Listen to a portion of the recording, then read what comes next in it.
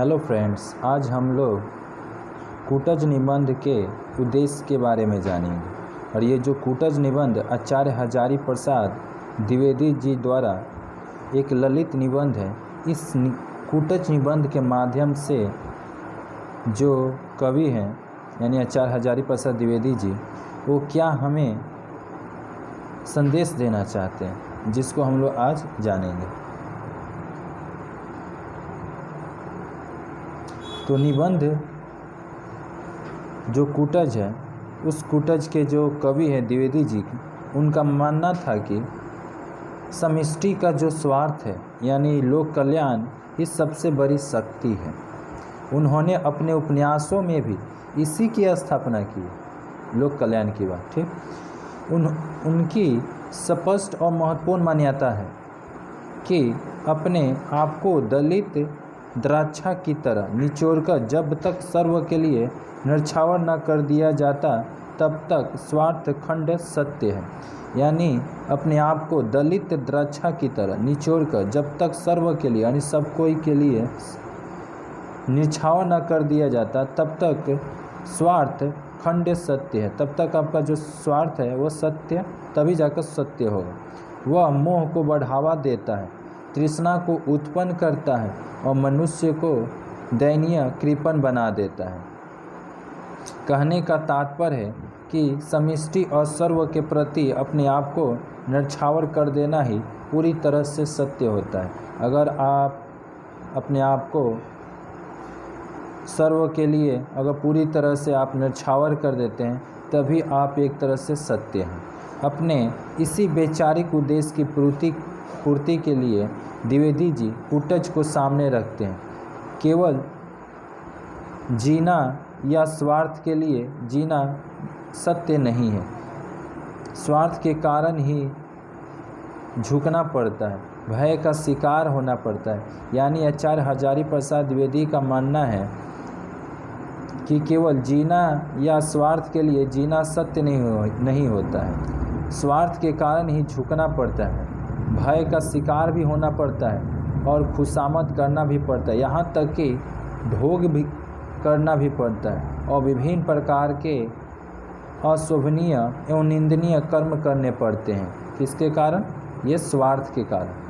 कूटज इस सबसे अलग होकर जीता है, किंतु ये कूटज जो हमारा पौधा है, ये पौधा अन्य इन सभी चीज़ों से अलग होकर जीता है। वह केवल अपने लिए जीता नहीं, बल्कि अपने लिए नहीं जीता बल्कि सबके लिए जीता है। उसके अंदर में ना तो एक तरह से कहे तो भय का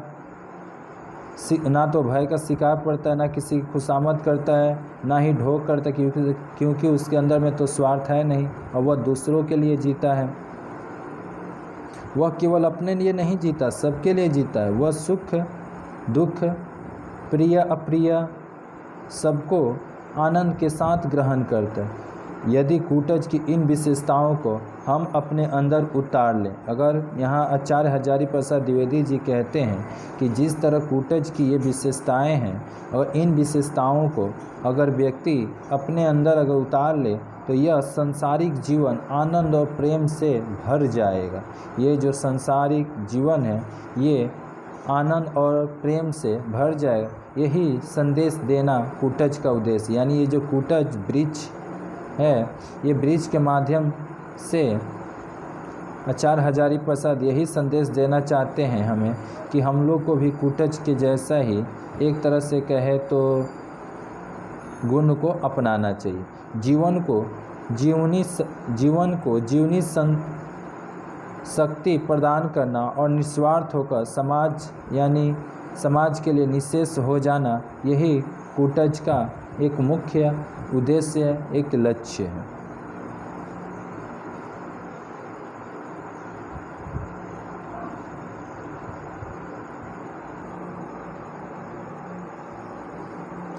अब हम लोग अति लघुत्तरीय प्रश्नोत्तर को देखेंगे। जीता है और शान से जीता है, यह पंक्ति किसको संकेतित करता है? ये किसकी ओर संकेतित है? तो यह पंक्ति कूटज को संकेतित है। कूटज केवल अपने स्वार्थ के लिए जीता नहीं, वह अपराजय होकर शान से जीता है।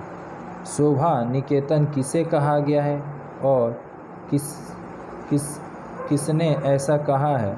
तो कूटज निबंध में पर्वतों को शोभा निकेतन कहा गया, ऐसा कूटज पाठ के लेखक आचार्य हजारी प्रसाद ने कहा है।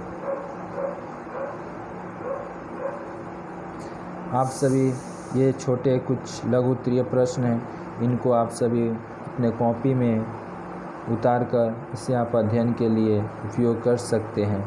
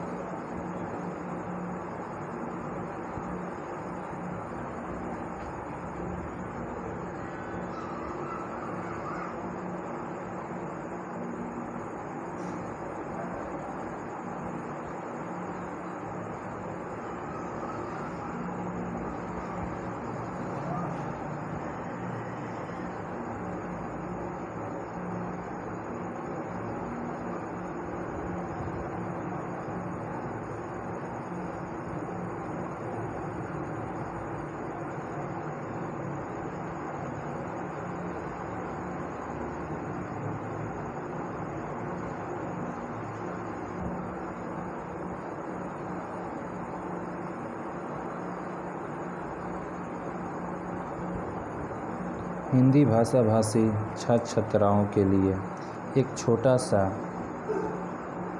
एक अथक प्रयास है जो कि उनके लिए लाभदायक होगा। इस लॉकडाउन के माहौल में, कोरोना के संकट में जो बच्चे शिक्षा अर्जित नहीं कर पा रहे हैं, वे इस वीडियो के माध्यम से अपने आप को शिक्षित कर पाएंगे। यही इस वीडियो को बनाने का प्रमुख लक्ष्य है।